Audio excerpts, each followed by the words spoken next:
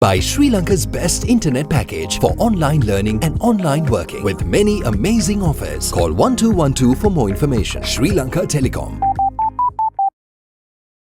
ලෙන්ගතුකම වැඩි කරගන්න ලව්ජු රුපියල් 50ට අඩු කළා. මාමේ එන්න අපිට එකක් බොමු.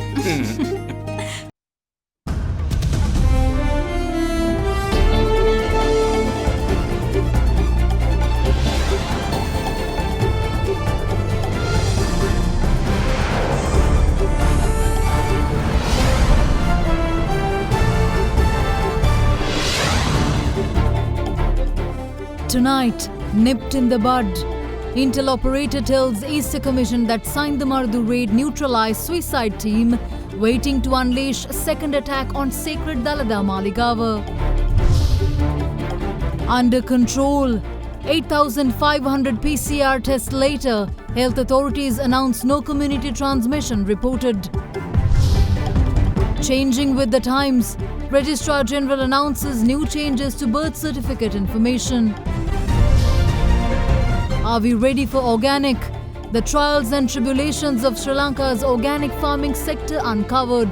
All this and much more coming up on this Thursday, the 23rd of July 2020. Nava sunlight sakura. Then Dikukal pavathina sakura mal suandin. From AdaDerana, this is AdaDerana First at 9. Live from Studio 24 in Colombo.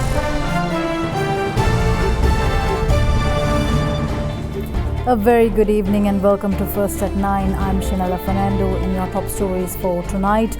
A serving state intelligence operative who closely monitored the eastern province in the lead up to the Easter Sunday attacks told the Presidential Commission of Inquiry that the April 26th raid on the Volvarian housing scheme in Saindamarudu, where 60 National Tawheed Jamaat members were neutralized by the security forces, averted a planned second attack. He revealed that the targets of the second attack were the Dalada Perahera and Buddhist temples, which he added would have resulted in an unimaginable loss of life. The commission was also told of how fugitive Sarah Jasmine, the wife of the Katuapitiya church bomber, was part of the attackers' core group with intimate knowledge of the attack plans. The Presidential Commission of Inquiry investigating the Easter Sunday attacks heard evidence from a state intelligence operative who was active in the eastern province during the time of the attacks, as well as during the confrontation at the Bolivarian housing scheme in Saindamarudu on 26 April 2019.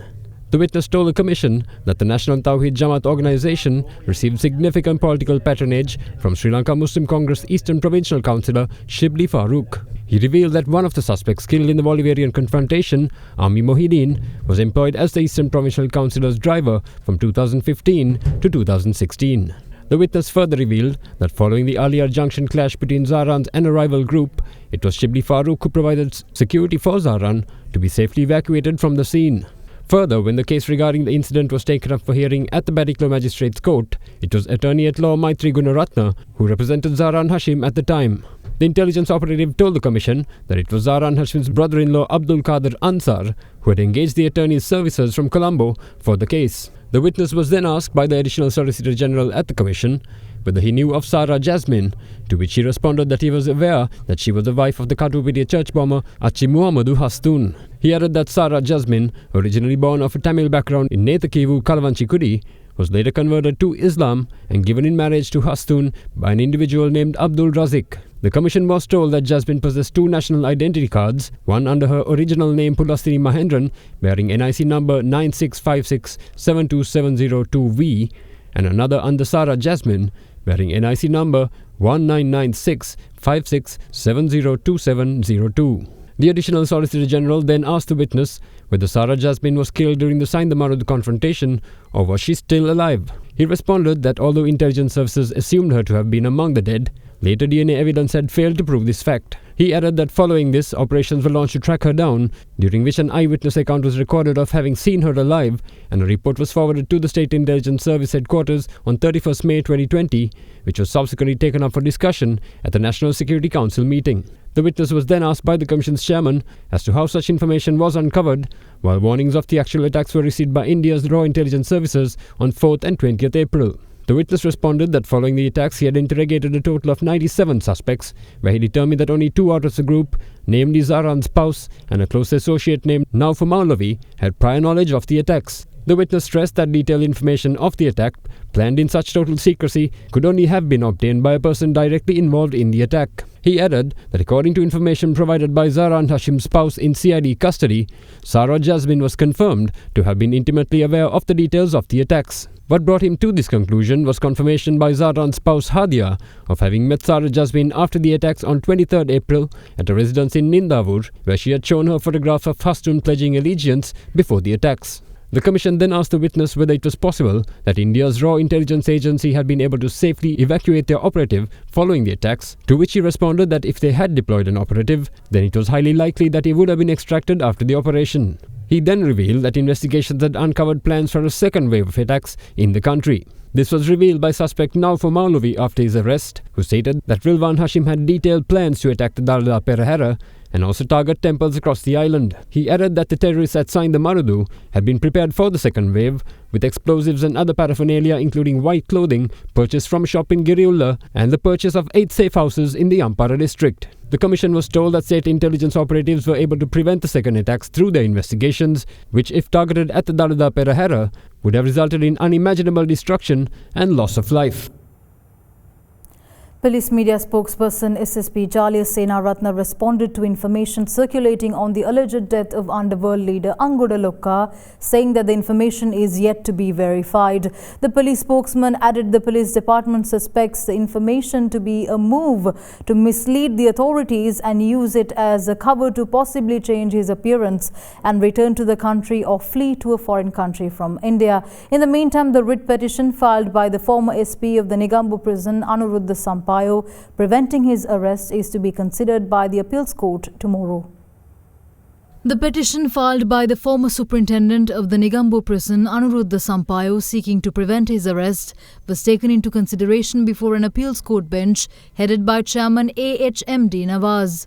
Deputy Solicitor General Mahinda Gunatilaka, representing the Attorney General, accused the petitioner of submitting an amended petition without court approval and alleged to not have been sent relevant documents with regards to the amendments. Accordingly, the bench informed the petitioner's Attorney President's Counsel Upul Jayasuriya to file an amended petition during the course of the day. The attorney for the petitioner in turn accused the Attorney General of obtaining an arrest warrant for his client when a petition seeking a restraining order has been filed in the appeals court. Responding to the accusation, Deputy Solicitor General Mahinda Gunatilaka stated that he did not give any assurance to the court yesterday that the petitioner will not be arrested.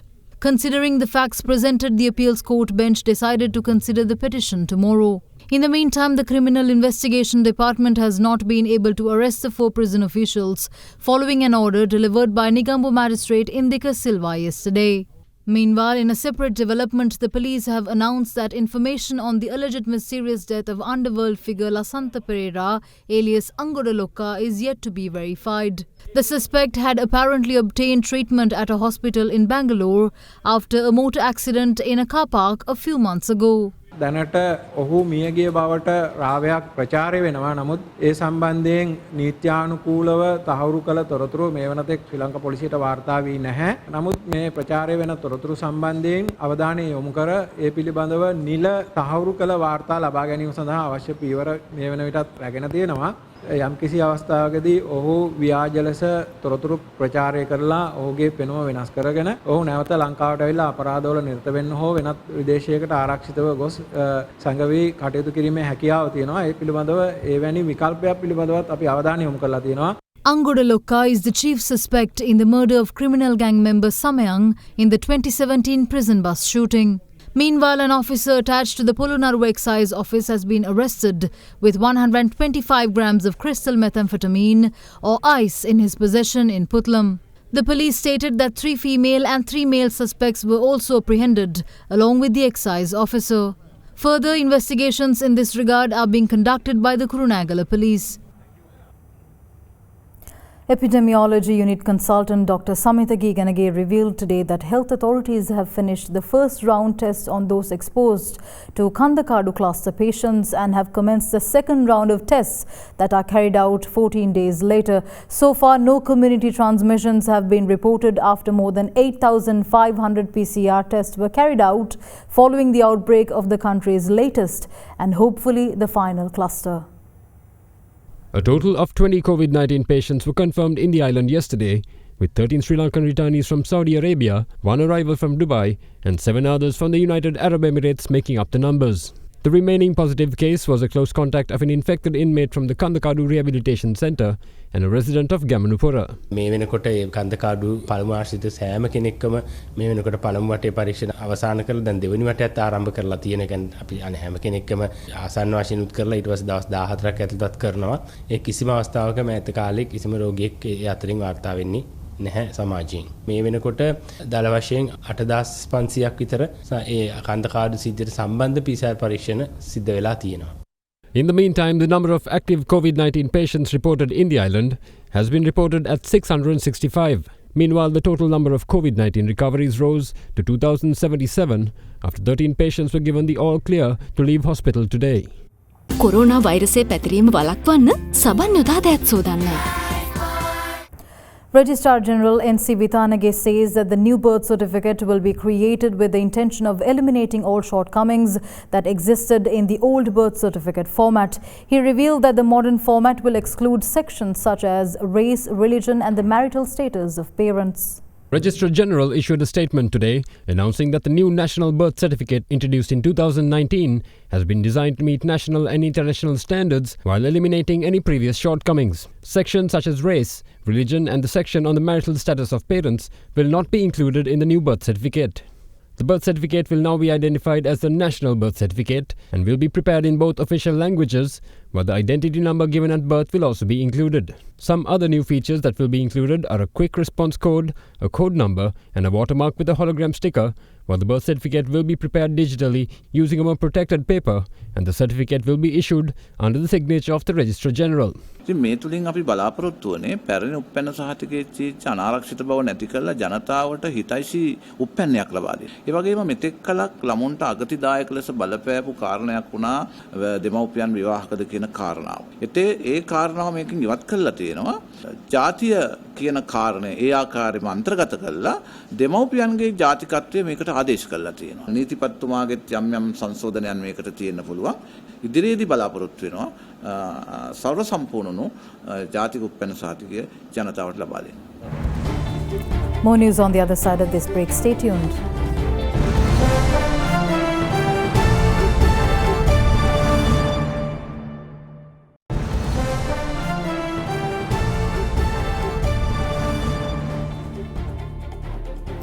Welcome back. In more news, President Gotabaya Rajapaksa requested the public to provide information on drug racket run at the village level through anonymous hotlines set up in his war on drugs. The head of state made this request when he met the members of the public when he toured the Galle district in support of contesting SLPP candidates. The president also heard the issues faced by Kithul palm tappers who face arrest by the police for engaging in their traditional livelihoods, where the tappers were informed of directives given to the IGP to halt any such arrests. Sri Lanka Podujana Peramuna campaign rallies of candidates contesting for the forthcoming general election were held today throughout the Galle district. President Gotabaya Rajapaksa arrived first at the Neluwa Public Stadium to attend a rally organised by candidate Sampath Atukorala. Mahinda ජනාධිපතිතුමා 2500ක් අයවැය යෝජනා කරපු 250 බැස්සුවා ගියා අන්දුව. ඒගොල්ලෝ මහා මේ පොළ වගේ පුරෝනේ 250 ගන්නවා. ඒක පෙරපාසල් ගුරුතුමයන්ස මොකක් හරි ක්‍රමයක් සේ විශ්‍රාම ගියාම දීම ලැබෙන ක්‍රමයක් නැහැ. දීමනාවක් සයි නෑ. දීමනාවක් මේ කරන්න පුළුවන්. අපි පාරම්පරික තේ ගොවියෝ සුළු අපරාණ බෝ ගොවියෝ අපිට සර් අඩු ගානේ පටපොළ ගා කරපු ඉඩම් ටික හරි පවරගෙන අපිට අපිට වගා කරන්න ඉඩක් කරන් දෙන්න සර්. වගා කරනවද ඔයගොල්ලන් දුන්න? අනිවාර්යයෙන්ම සර්. සර් අපි ඉලක්ක දෙන්න සර්. මිනිස්සුන්ට ආදායම් ගන්න පුළුවන් හොඳම කර්මාන්තයක්. මිනිස්සු මේ කරනවා නම් කිතුල් මැද්දොත් මේ මිනිස්සුන්ට හරින අසාධාරණයක් කරනවා. ඔබතුමා ඒ කියන්නේ අල්ලනවා ඇවිල්ලා පොලිසියෙන් අල්ලනවා නොයෙක් දේවල් කරනවා. දිනපත්කවල ලෑස්ති කරලා තියෙන්නේ. අපිට ජනාධිපතිතුමාගේ අංගයක් යටතේ අපිට මේ කිතුල් කර්මාන්තය කරගෙන යන්න දෙන්න. පොලිස්පතිතුමාට අපි දන්නලා තියෙන්නේ පා කියලා අල්ලන්න. ඒවා ඉල්ල දෙන්න කියලා සුරාබදු කරත් කියන්න ඕනේ. ඒගොල්ලෝ ඈ ඔයාගෙන මේක. ඉතින් අපරාධනේ කාර්යයක් වෙන කම කරන්න පුළුවන්. කොවිඩ් ආරම්භ කරලා.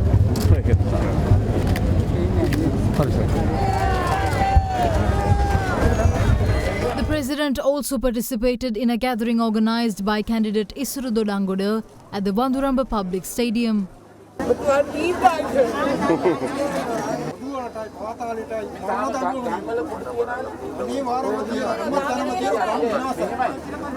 අපි දැන් කුඩු කාර් අල්ලගෙන යනවානේ.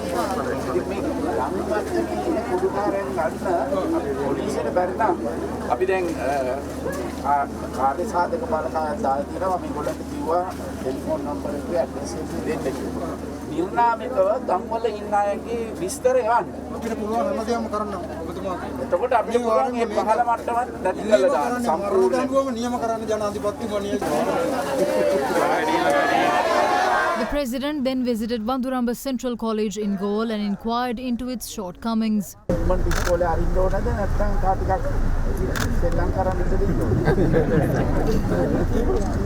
President Gotabaya then attended a gathering organised by candidate Geeta Kumarasinghe at the Gonagala Weekly Fair premises.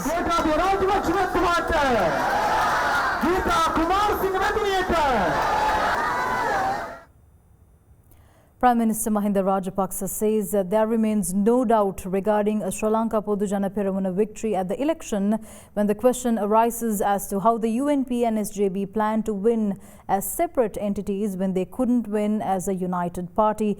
He made these remarks at a campaign rally held in Colombo last evening. Prime Minister Mahinda Rajapaksa took part in a political rally organised in Kolonnawa yesterday in support of Sri Lanka Podujana Peramuna Colombo district candidate Udaya Gammanpilla. අද එක්සත් ජාතික පක්ෂය දෙකට කැඩිලා එක පැත්තකින්. ඒ දෙකට කැඩිලා දෙපැත්තකට වෙලා සජිත්ගේ පිලයි රනිල්ගේ පිලයි කියලා එනවා. එකට ඉඳලා දිනන්න බැරි නම් දෙකට කැඩුනම දිනන්න පුළුවන්ද කියන ප්‍රශ්නේ තමයි අපිට අහන්න තියෙන දේ. මේ දෙන්න දෙපැත්තට වෙලාද ගහ ගන්නවා. ඉතින් අපිට පේනවා සජිත් ප්‍රේමදාස මෙහාට ආවේ හම්බන්තොට අතෑරලා. හම්බන්තොටින් අතෑරියේ එතුමා දැනගත්තා හම්බන්තොට ඉල්ලුවොත් පෙරදෙනවා කියලා. දැන් එයා හිතනවා කොළඹට ඇවිල්ලා දිනා ගන්න පුළුවන් වෙයි කියලා බලාපොරොත්තු. ඒක තමයි තියෙන්නේ. මේ මැතිවරණය අපි ජයග්‍රහණය කිරීම සඳහා කිසිම ගැටලුවක් නැහැ. උත් අපිට ඕන වැඩිම 3න් 2ක ඡන්ද ප්‍රමාණයක් ලබා ගන්න. කොළඹ දිස්ත්‍රික්කයේ තුලත් මන්ත්‍රී සංඛ්‍යාව 3න් 2ක් ලබා ගැනීමේ පරමාර්ථය තමයි අපි සටහන් වදින්නේ. Leader of the United National Party, Ranil Wickremesinghe, accused the Sri Lanka Podujana Peramuna of hypocrisy by going through with the Millennium Challenge Compact agreement with the United States. He made these comments at a United National Party campaign event held in Maradana yesterday. Leader of the United National Party, Ranil Wickremesinghe, took part in an election propaganda event yesterday in Maradana. ඊය ජනාධිපතිවරණ රටවටේ ගියේ අපි UMP ආණ්ඩුවගේ සම්පත් විකුණන්නේ නැහැ. UMP ආණ්ඩුව වාගේ MCC අත්සන් කළ රට බෙදන්නේ නැහැ කියලා. දැන් හිර වෙලා තියෙන්නේ. දැන් මොකද්ද කරන්නේ? ඇමරිකන් ආණ්ඩුවේ සුරැකුම්පත් බැඳුම් කර තමයි ලෝකේ වටිනාම සුරැකුම්පත් බැඳුම් කර. අපිට තියෙන ඒවා ඩොලර් 4500ක්. දැන් කියනවා අපි ලෑස්ති මේක ඇපේට තියලා අපිට ඩොලර් 1000ක් දෙන්න කියලා. අපිවත් 1000ක් ගන්න 4500ක් ඇපේට දෙන්නේ නැහනේ. අන්න එතෙන් ඒ තැනට වැටලා තියෙනවා. මේ ඇත්ත වශයෙන්ම මේක පාර්ලිමේන්තුවට කියලා පාර්ලිමේන්තුව අනුමැතිය ගන්න ඕනේ. අද පාර්ලිමේන්තුවක් නැහැ. ඡන්ද කාලේ මේක කරන්න බෑ. දැන් කියනවා අපිට ඔය ඩොලර් මිලියන 1000 දෙනවා නම් අපි ලෑස්ති MCC කිව්සමත් අත්සන් කරන්න. ඉතින් MCC කිව්සම අත්සන් කරන එක ජාතිය පාවා දීමක්ද? Taman කරපු බොරු ප්‍රචාරයක්ද? අන්න එච්චර බංකොලොත් භාවයේ තියෙන්නේ. Samagi Jana Balavege leader Sajith Premadasa promises to bring about the death penalty for all terrorists regardless of caste or creed, rather a measure that the current government is too spineless to implement. He made these comments when addressing an event that worked off in the Badula district yesterday.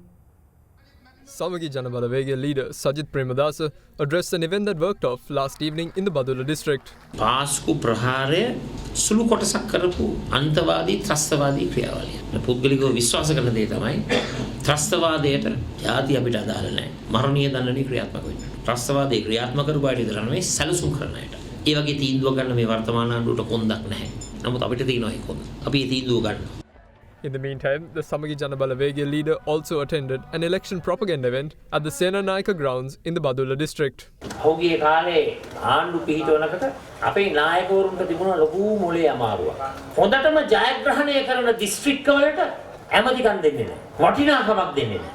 Puttalam දිස්ත්‍රික්කයට දුන්නේ නැහැ cabinet ඇමතිකම. Polonnaruwa දිස්ත්‍රික්කයට දුන්නේ නැහැ cabinet ඇමතිකම. Matale දිස්ත්‍රික්කයට දුන්නේ නැහැ. තුනම ජයග්‍රහණය කරපු මැතිවරණ කොට්ටාස. එතකොට බදුල්ල දිස්ත්‍රික්කේ මම විශ්වාස කරනවා ලබා දුන්නු ඇමති ප්‍රමාණය ප්‍රමාණවත් නැtei කියලා. අනිවාර්යයෙන්ම ජයග්‍රහණය කරනකොට මේ බදුල්ල දිස්ත්‍රික්කයට වැඩ කරන්න පුළුවන් ඇමතිකම් ගණනාවක් අපි ලබා දෙන එක ලබා දෙනවා. We'll return after this short commercial break. Stay tuned. Enjoy a very smooth shave with the Bic Easy 2 razor. Bic Easy 2.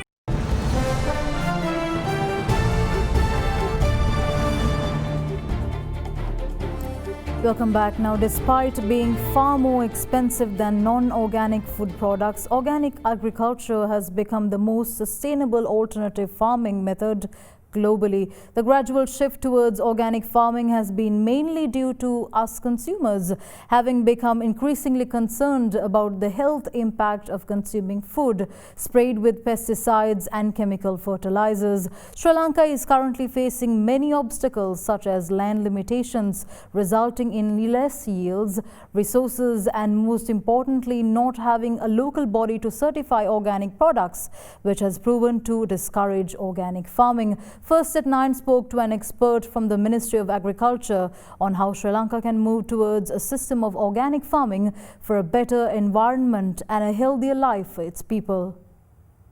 Organic farming is the growing of crops or livestock without agrochemicals, fertilizers, genetically modified organisms or growth hormones. Organic farming is widely considered to be a far more sustainable alternative when taking healthy food production into account.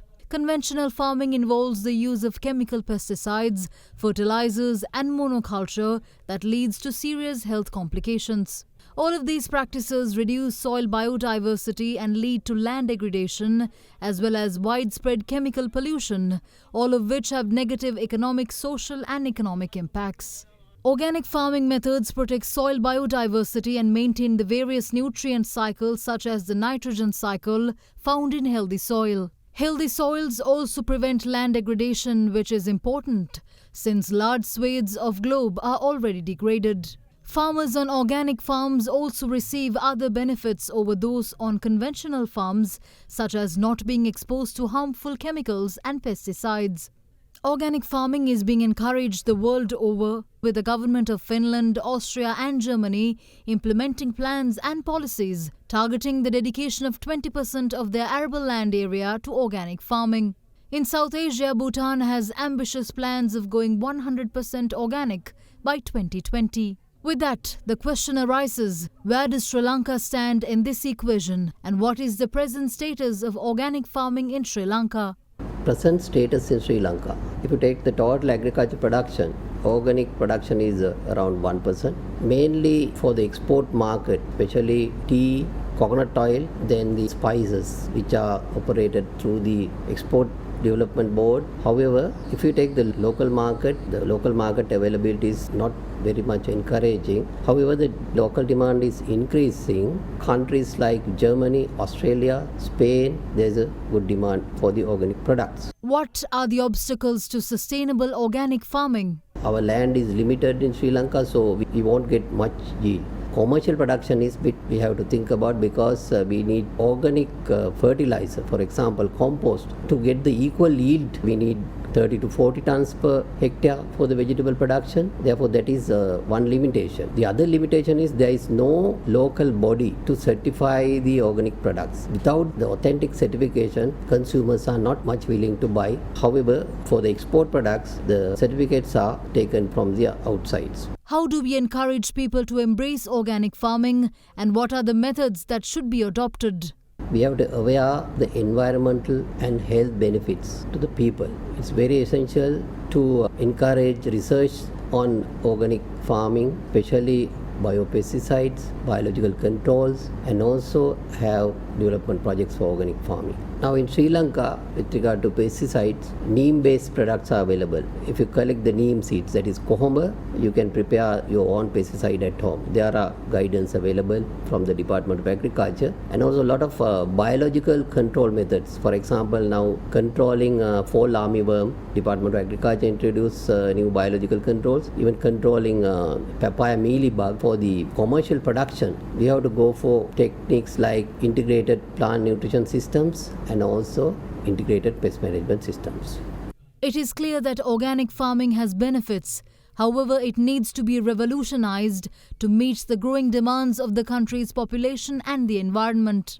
Ensuring the rights of the people to have a healthy meal free of agrochemicals and additives is one of the main objectives of the Suwadivimaga program pledged in the manifesto of President Gotabaya Rajapaksa. To encourage the organic farming, Ministry has taken several steps. Special attention has been given for organic farming. Secretary has appointed a committee to look into the organic farming, and also we are looking for new projects that would lead to organic farming. The successful implementation of this program would ensure a better and a healthier Sri Lanka. That said, the development of revolutionary systems of organic farming would need to maintain a careful balance between the needs of society and that of the planet.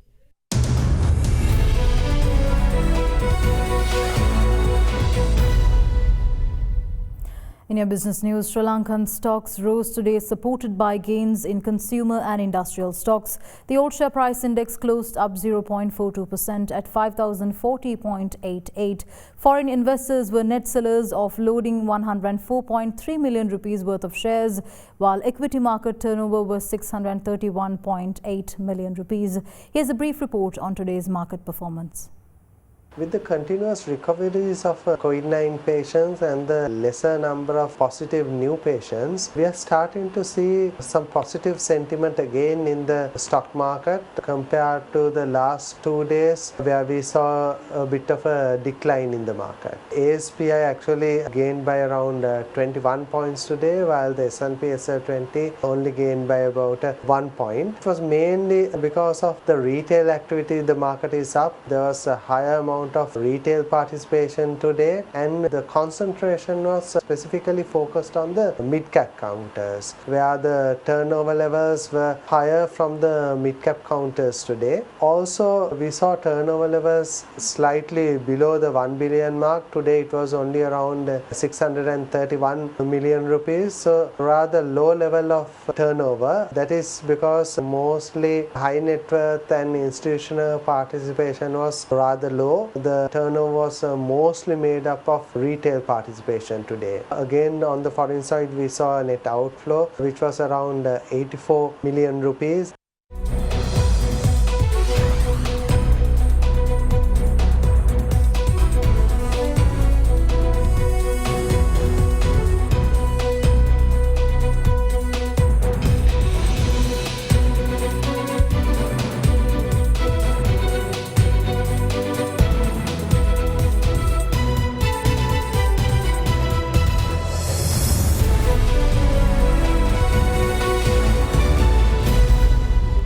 With that, we wrap up tonight's edition of First at 9. Thank you for joining. Good night.